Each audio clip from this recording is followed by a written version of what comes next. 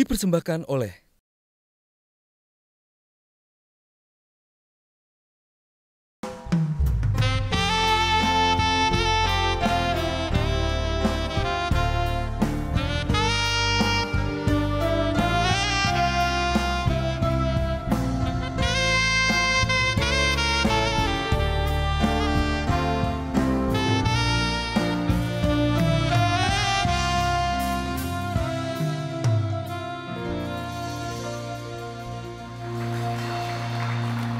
Masih di Indonesia, ide untuk Indonesia. Nah, Fuadi, pertama kali kan pasti kan Fuadi menjaga betul tuh ketika buku pertama. Ini harus ada nih sama Salman Aristo. Kadang-kadang mungkin terjadi enggak, ini tuh bisa, ini nggak bisa. Nah, itu biasanya proses awalnya akhirnya Fuadi bisa berdamai dengan situasi itu gimana tuh? Ya jadi ada naik turun juga sebetulnya, Mas. Kadang-kadang kita setuju, ada masa kita nggak setuju. Biasanya draft awal ditulis oleh penulis skenario waktu itu Salman. Habis itu dia ajak saya diskusi. Dan saya kemudian punya banyak masukan. Yang saya pikir nih harus. Ternyata nggak diterima gitu ya. Tapi kemudian dengan keterangan. Kenapa ini nggak diterima? Karena secara visual ternyata menurut kacamata penulis skenario ini nggak masuk. Secara penulis menurut saya semuanya harus masuk.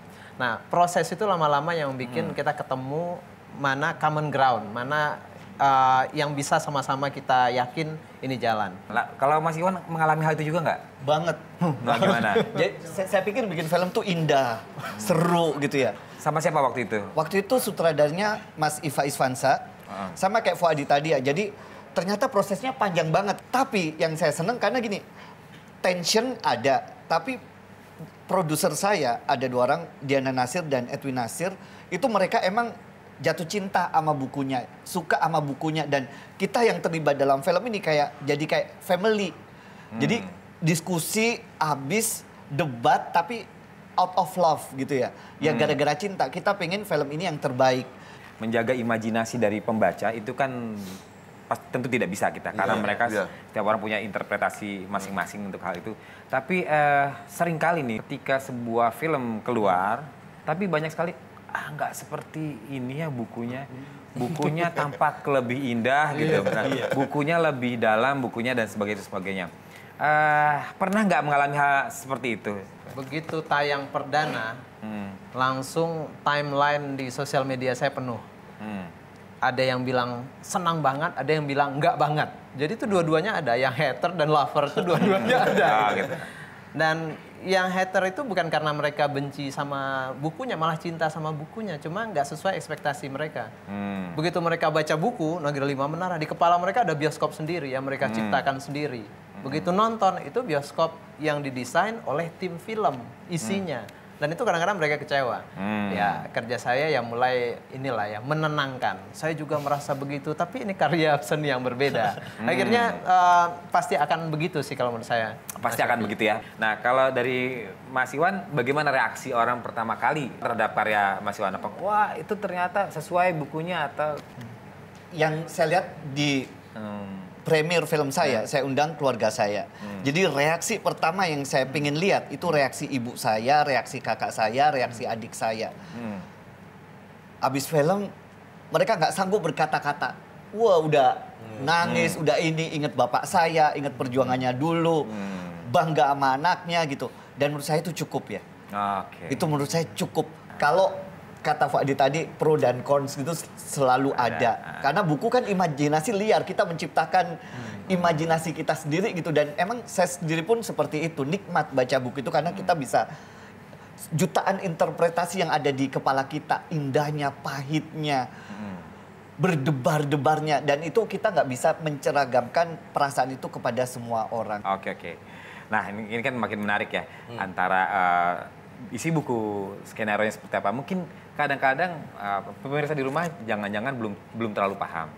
Sebenarnya seperti apa sih dari buku, lalu di skenario-nya seperti apa. Mungkin Fuadi bisa ambil beberapa halaman sedikit yang dibaca, lalu tolong sama Alim diinterpretasikan. Ini kalau dalam gerakan atau dalam bahasa skenario jadinya apa nih yang cerita ini? Oke, silakan Fuadi, yang mana? Ya, saya bacakan dari Ranah Tiga Warna, novel yang sedang diadaptasi oleh Alim Studio. jadi film. Di bagian imigrasi, suara bariton petugas imigrasi berbadan raksasa terasa bagai nyanyian merdu. Bienvenue à Montréal, selamat datang di Montreal, katanya. Merci beaucoup, terima kasih banyak, jawabku. Begitu sampai di depan terminal kedatangan, aku julurkan tanganku untuk menyentuh daun maple yang selama ini hanya aku lihat di gambar. Ada yang hijau segar, ada yang kuning, ada yang merah terang, ada yang daunnya kombinasi 3 warna itu indah sekali. Tidak salah kalau orang Kanada menjadikan daun maple merah ini sebagai gambar bendera mereka. Sambil berjongkok, aku raup tanah Amerika ini. Aku patut-patut di telapak tangan. Aku hamburkan tanah itu ke udara, aku petik daun maple, aku hirup udara awal musim gugur ini dengan haus. Ini real, aku di Amerika. Sulit aku bayangkan sebelumnya. Dalam hanya beberapa hari, aku dan si hitam sepatuku telah merasakan 3 tanah berbeda. Tanah tumpah darahku, tanah Timur Tengah, dan tanah benua Amerika. Oh. Gimana tuh Alin? Dalam bahasa skenarionya biar pemirsa mengerti. Oke, kalau bagian ini saya ngerasa karena ini esensi dari buku ini. Gitu. Penggambaran daun maple dengan 3 warna itu adalah esensi dari buku Ranah 3 Warna. Artinya dia tiba di negeri itu. Dan itu menjadi satu titik perjalanan dari tokoh karakter kita. Jadi kalau saya, ya pertama penggambaran di airport itu kalau memang memungkinkan menurut produser bisa dilakukan. Yang jadi fokus utama karena ini adalah hubungan dia dan Raisa. Jadi dia sebenarnya nggak penting interaksi dia dengan petugas imigrasi. Tapi bagaimana dia melihat Raisa sedang menjalankan interaksi dalam bahasa Perancis. Tatapan penuh cintanya, tatapan penuh kekagumannya. Itu jadi interior, kantor imigrasi, Kanada. Tokoh kita memperhatikan Raisa sedang bercakap-cakap dengan tatapan penuh kekaguman. Adegannya cukup itu. Sementara suara petugas imigrasi yang menjadi background. Menurut saya ini sebenarnya cukup panjang. Jadi Katu adalah traveling. Dia menyusuri kota Kanada. Karena kan kita bayangkan nggak mungkin di depan imigrasi itu udah langsung ada daun maple dan segala macam. Tapi dia traveling, naik bis atau naik apapun. Terus dia lihat maple sedang jatuh gugur. Dia turun. Biar dramatis, stop Pak. Atau ngucapin sesuatu, dia keluar. Kemudian dia berdiri di bawah pohon maple dan merasakan daun-daun yang jatuh berguguran. Ketika dia sentuh, bayangan saya belakangnya ada mungkin bendera Kanada sebagai background. Ini bagus gitu ya. Jadi pemirsa, itulah yang dilakukan oleh Fuadi dan juga yang dilakukan tugasnya seorang Alim Sudjo. Menarik bukan? Jadi ada bahasa yang berbeda, tapi bisa menyampaikan pesan dengan spirit yang sama. Tetap di Indonesia, ide untuk Indonesia.